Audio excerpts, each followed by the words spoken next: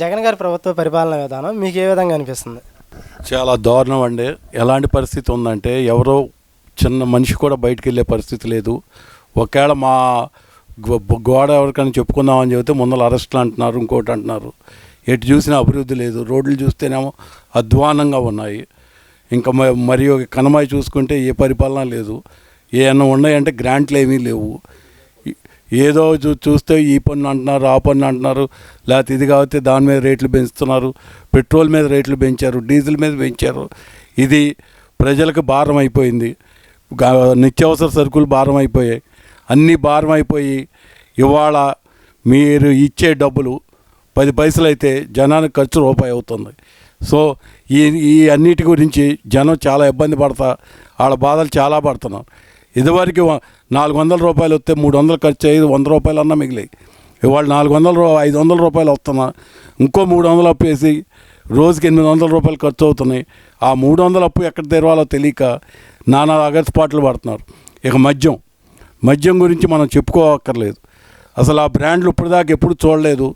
ఆ బ్రాండ్లు అన్నీ పెట్టేసి జనం దగ్గర 50 రూపాయలు 60 రూపాయలది 300 400 వాళ్ళు ఇష్టానుసారంగా వసూలు చేసి దానికి ఫోన్పే ఇలాంటి పబ్లిక్కే అవుతాయి అని చెప్పి క్యాష్ రూపాన వసూలు చేసుకుంటా దండుకుంటా ప్రజలను చాలా ఇబ్బంది పెడుతున్నారు.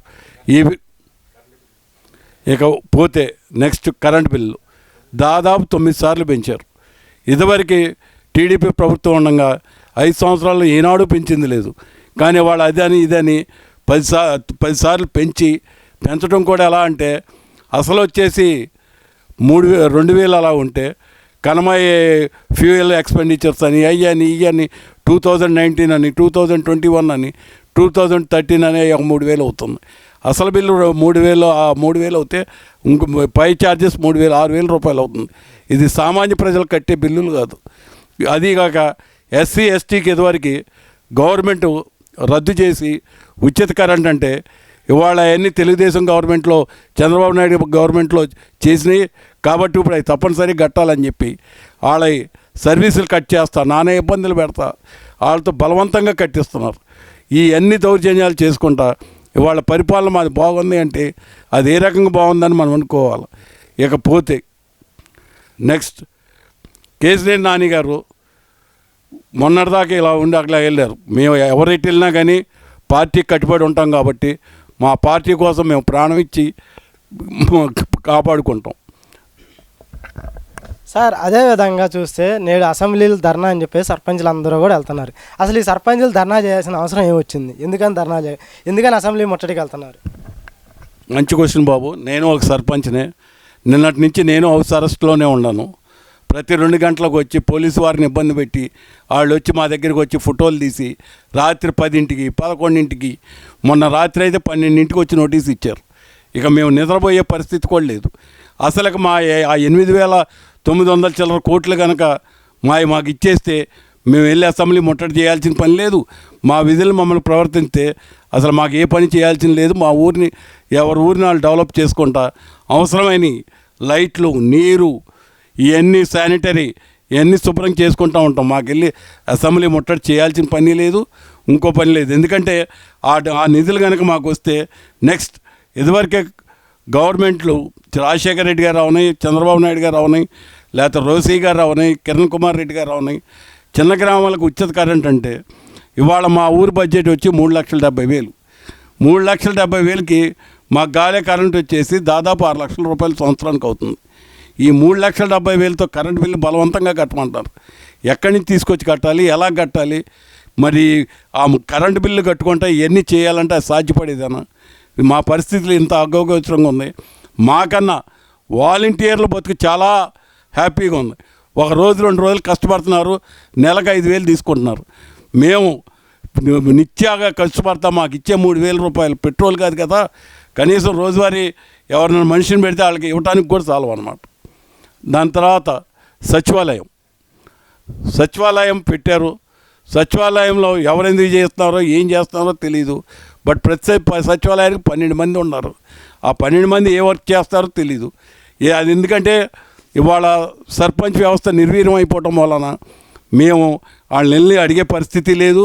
అక్కడికి వెళ్ళి మేము నిలబడాలి తప్ప కూర్చొని అసలు ఏం జరుగుతుందనే పరిస్థితి కూడా లేదు. ఎప్పుడు ఏ నిమిషంలో ఏం జరుగుతుందో తెలీదు, ఎవరు ఎందుకు వస్తున్నారో తెలీదు. మొన్న వచ్చేసి క్యాస్ట్ ఇదని చెప్పేసి ఏలుముద్దలు తీసుకుంటున్నారు. అసలు మొత్తం అవి వచ్చి మన ఎలక్షన్ షీట్స్లో ఉంటాయి. ఎలక్షన్ షీట్స్లో ఉన్నా కానీ సపరేట్గా వచ్చి తీసుకోవాల్సినంత అవసరం ఏంటో, అగాత్యం ఏంటో కూడా అర్థం కావట్లేదు. ఇవన్నీ బాధలతోటి సర్పంచ్ ఆ ఊళ్ళో ఉండవఒకటే, లేకపోయినా ఒకటే, ఏదో పేరుకు సర్పంచ్ తప్ప అతను కన్నా వార్డుపై వేరెట్లు మెరుగు. సార్ అదే విధంగా చూస్తే అంబటి రాంబాబు గారు మాట్లాడుతూ పవన్ కళ్యాణ్ అనే వ్యక్తి చంద్రబాబు పల్లకి మోయడానికి మాత్రమే పనికి వస్తాడు తప్ప ప్రజాప్రతినిధిగా పనికిరాడు అని చెప్పేసి మాట్లాడుతున్నారు. ఆయన వ్యాఖ్యలు మీరు ఏ విధంగా చూస్తున్నారు? అంబటి రాంబాబు గారు కనీసం పల్లకి అన్నం మోస్తున్నారు పవన్ కళ్యాణ్ గారు. అంబటి రాంబాబు గారు వచ్చేసి జగన్మోహన్ రావు చెప్పులు ముట్టుకోవడానికి, జగన్మోహన్ రెడ్డి చెప్పులు ముట్టుకోవడానికి నానా ప్రయత్నాలు చెబుతున్నాడు. మరి ఆయనకి ఆ నీటిపారుదల శాఖ మంత్రి ఎందుకు ఇచ్చారో తెలీదు. అదే అంటే ఏదైనా మాట్లాడితే అరగంట అంటాడు, గంట అంటాడు, లేకపోతే డ్యాన్స్లు వేస్తూ ఉంటాడు. ఆయన అలా చేయదలుచుకున్నప్పుడు ఆ సమరాల రాంబాబు ఏదో ఉంది, ఆ సినిమాలు చేసుకుంటూ హ్యాపీగా ఉంటే జనం సంతోషిస్తారు. కనీసం సినిమాలన్నా చూసి ఒక మంత్రి అయి ఉండి మంత్రి స్థాయి దిగజారి ఈ విధంగా మాట్లాడతాం అసలు తగదో. పవన్ కళ్యాణ్ని మాట్లాడటానికి అంతకంటే సరిపోడు. ఆయన ఇదేంటో, ఆయన స్థితిగతులు ఏంటో ఆలోచించుకొని మాట్లాడాలి. అంతేగాని తొందరనాడి ఒక మాట అంటే ఎదుటోడు 10 మాటలు అంటాడు.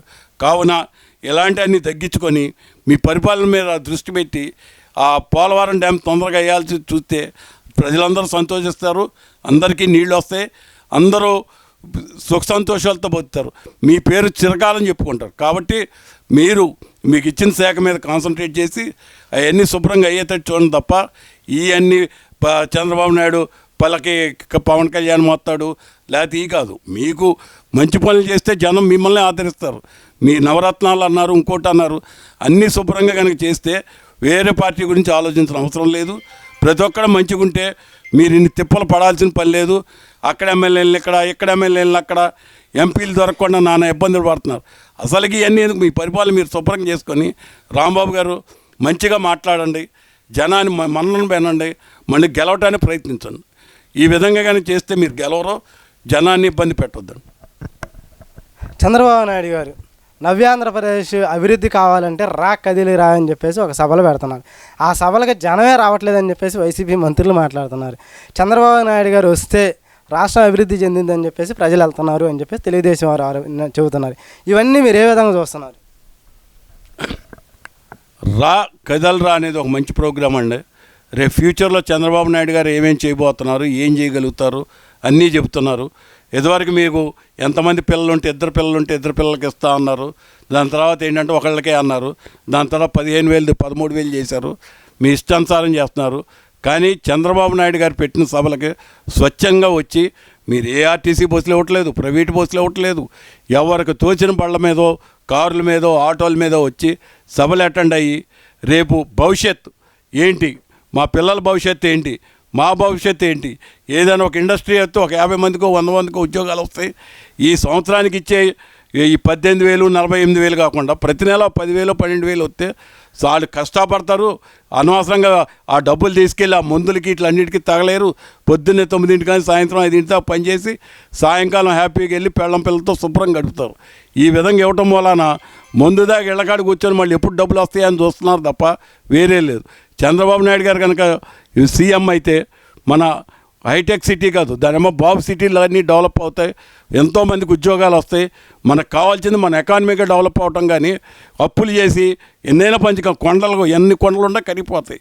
మళ్ళీ ఆ కొండలు కనుక కట్టాలంటే అది ఎవడు వల్ల సాధ్యం కాదు. కావున ఇలాంటివన్నీ మానేసి సరే ఎవరికి ఎంతమంది జనం అవుతున్నారో తెలుసు. మీరు బస్సులు పెడుతున్నారు, లేకపోతే ప్రైవేట్ స్కూల్ని దడిపించి ప్రైవేట్ స్కూల్ బస్సులు పెడుతున్నారు. వాటిలో ఎంతమంది ఎక్కుతున్నారో తెలుసు. అక్కడికి వచ్చేసిన తర్వాత అటెండెన్స్ అయిన తర్వాత ఎంతమంది వస్తున్నారో తెలుసు. దాంట్లో డ్వాక్రా గ్రూప్లో వాళ్ళు వస్తున్నారు, లేకపోతే స్కూల్ పిల్లలు, అమాయకులు ప్రజలు. ఏంటి మొన్నేమో ఇంటర్మీడియట్ ఎగ్జామ్ ఏమో క్యాన్సిల్ చేశారు. పిల్లల భవిష్యత్ గురించి రాసే ఎగ్జామ్స్ కూడా దాన్ని పోస్ట్పోన్ చేసి ఈ విధంగా సభలు పెడతాం అనేది ఎంత మట్టుకు సభావో మీరు ఆలోచించుకోండి. ఇంకోటి ఏంటంటే సరే మేకంటే జనాభా రావట్లేదు అన్నాం, మరి మీరు గవర్నమెంట్ ఉండి నవరత్నాలు ఇచ్చి అన్నీ ఇచ్చి మనిషికి 500 ఇచ్చి ఎందుకు తీసుకెళ్లాలో కూడా నాకు అర్థం కావట్లేదు.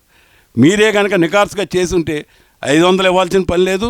ప్రజలు స్వచ్ఛంగా వచ్చి మీ మీటింగ్లో అటెండ్ అయ్యి మీరేం చెబుతారు, రేపు భవిష్యత్తులో ఏమిస్తారో కూడా చెప్తారు. కానీ అలాంటి ఏమీ లేకుండా ఏదో వస్తున్నారు ఆ రోడ్లు బ్లాక్ చేసి ఈ రోడ్లు బ్లాక్ చేసి పరదాలు వేసుకొని చెట్లన్నీ నరికేసి ధైర్యంగా ముందలకు రాలేక, ధైర్యంగా ప్రజల ముందలకు రాలేక ఇవన్నీ చేసుకుంటూ పెడుతున్నారు. అది కాదు, నిజంగా నికార్సోళ్ళు అయితే ధైర్యంగా ముందలకు రండి, వచ్చి స్వచ్ఛంగా సభలు చేయండి, ప్రజల ముందలకు రండి, ప్రజలతో మాట్లాడండి. ప్రజలు ఏం మాట్లాడతారో మీకు అది ప్రజలతో ముందర మమేకం అవటం నేర్చుకోండి. అంతేగాని మీ ఇష్టం వచ్చినట్టు సభలకు రావట్లేదు, ఇది రావట్లేదు.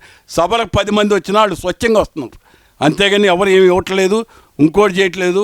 ఇవాళ ప్రజలు మార్పు కోరుకుంటున్నారు. ఆ మార్పు కోసమే ఆ జనం వస్తున్నారు. అంతేగాని మీరేదో చెప్పి ఏదో మీ సాక్షి పేపరో లేదా మీ సాక్షి మీడియానో ఎన్టీవీయో లేదా TV9 ఈ కాదు. మీకు నిజంగా ఏం జరుగుతుందనేది బయటకు వచ్చి చూడండి. చూస్తే మీకు అర్థమవుద్ది రియాలిటీ ఏంటి, అసలు ప్రజలు ఎంత ఇబ్బంది పడుతున్నారు, ఎన్ని అగచాట్లు పడుతున్నారు, రోడ్ల మీద వెళ్తుంటే ఎన్ని యాక్సిడెంట్లు అవుతున్నాయి, ఎంతమంది చనిపోతున్నారు, బళ్ళ రిపేర్లు ఎంత అవుతున్నాయి, దాని ఎక్స్పెండిచర్ ఎంత అవుతుంది. ఒకసారి ఇవన్నీ గమనించడం తప్ప చంద్రబాబు నాయుడు సభలకు ప్రజలు రాకపోతే మీకెందుకు, వస్తే మీకెందుకు. మీరు పరిపాలన గురించి ఆలోచించుకొని పరిపాలన సక్రమంగా చేయండి, ప్రజల మన్నన పడండి. అది కావాల్సింది. చంద్రబాబు నాయుడు ఏం చేస్తేందుకు, మీకు పవన్ కళ్యాణ్ ఏం చేస్తేందుకు, ప్రతిపక్షంలో ఉన్నారు, వాళ్ళ బాధలు వాళ్ళు పడుతున్నారు, వాళ్ళు ప్రయత్నాలు చేసుకుంటున్నారు. దాని గురించి మీకు వద్దు. మీరు చేసే పనులు ఏంటి, మీరు అసెంబ్లీలో చేస్తున్నవి ఏంటి, అది అసెంబ్లీ అనుకోవటానికి చాలా దురదృష్టకరంగా ఉంది. ఎవరన్నా అసెంబ్లీలో ప్రజాప్రతినిధుల గురించి వాళ్ళు ప్రజల గురించి మాట్లాడుకుంటా వాళ్ళ సమస్యలు ఏంటి, అవి ఏ విధంగా చేయాలని చెప్పి పక్షం ప్రతిపక్షం రెండు మాట్లాడుకొని చేస్తే అది చాలా ఆనందంగా ఉంటుంది. అభివృద్ధి ఏం జరిగిద్దో అర్థమవుతుంది. కానీ అక్కడికి వెళ్ళి బూతులు కూసుకుంటావు, నువ్వు ఇది చేసావు అని ప్రజాధనాన్ని దుర్వినియోగం చేయటం తప్ప వేరేదేమీ లేదు.